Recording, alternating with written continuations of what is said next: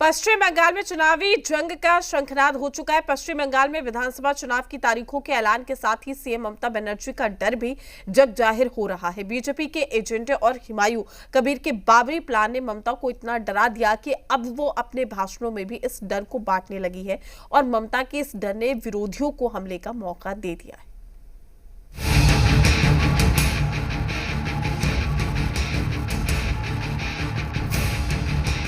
আছি বলে না আপনারা সবাই ভালো আছেন। चुनावी तारीखों के ऐलान के साथ ही पश्चिम बंगाल की सियासी फिजा गरमाने लगी है। बंगाल में बीजेपी के पास खोने के लिए भले ही कुछ नहीं है, लेकिन दीदी डरी हुई है।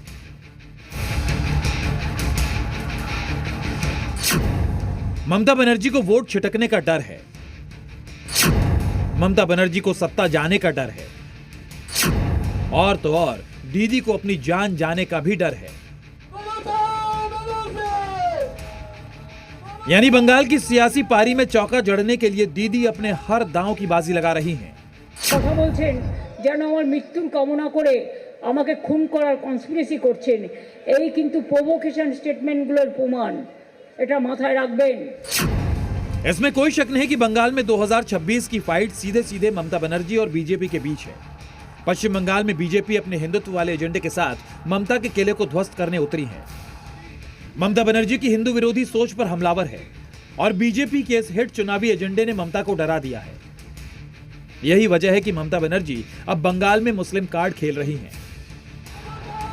बंगाल में जारी चुनाव प्रचार के बीच ममता बनर्जी का एक विवादित बयान वायरल हो रहा है। पश्चिम बंगाल में एसआईआर के विरोध में मुसलमानों की एक सभा को संबोधित करते हुए ममता बनर्जी का एक डर जुबान पर आ गया और अपना यही डर बांटते हुए ममता ने मुस्लिम समुदाय को बता दिया कि वो हैं तो सब सुरक्षित हैं।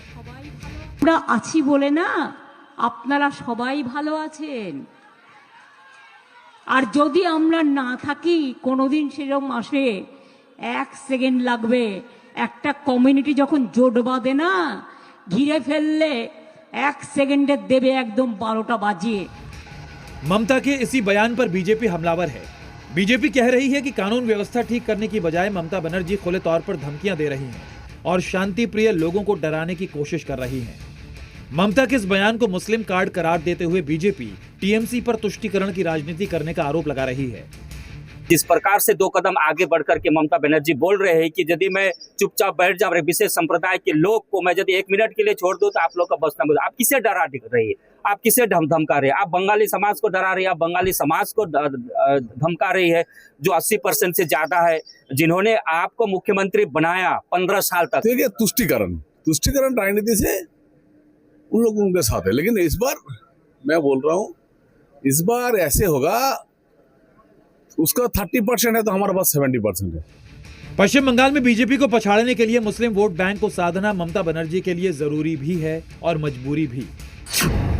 आंकड़ों पर गौर करें तो राज्य की कुल आबादी में मुस्लिम मतदाताओं की हिस्सेदारी करीब 27% है। करीब 90 विधानसभा सीटों पर मुसलमान वोटर्स नतीजों पर सीधा प्रभाव डालते हैं। मुर्शिदाबाद में मुस्लिम आबादी लगभग 66% है, जबकि मालदा में करीब 51% और उत्तर दिनाजपुर में 49%। वहीं दक्षिण 24 परगना के कई इलाकों में मुस्लिम वोटर 35% से ज्यादा हैं। यही वजह है कि इन इलाकों में किसी भी दल की जीत हार मुस्लिम मतदाताओं पर निर्भर करती है। 2011 और 2016 तक ये मुसलमान वोट बैंक लेफ्ट और कांग्रेस के पास थी, लेकिन 21 के चुनाव से सारे हिसाब बदल गए हैं। मुसलमान वोट बैंक समझे हैं, जब से बीजेपी बंगाल में पैर रखे हैं तब से ममता बनर्जी उनके रक्षक हैं। बीजेपी के हिंदुत्व एजेंडे के साथ साथ हुमायूं कबीर की बाबरी पॉलिटिक्स ने भी ममता बनर्जी के डर पर डबल अटैक किया है।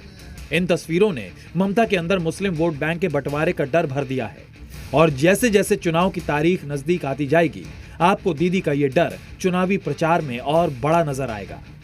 ब्यूरो रिपोर्ट, जी मीडिया। आज नवादा में होगी सीएम नीतीश की समृद्धि यात्रा। जनता को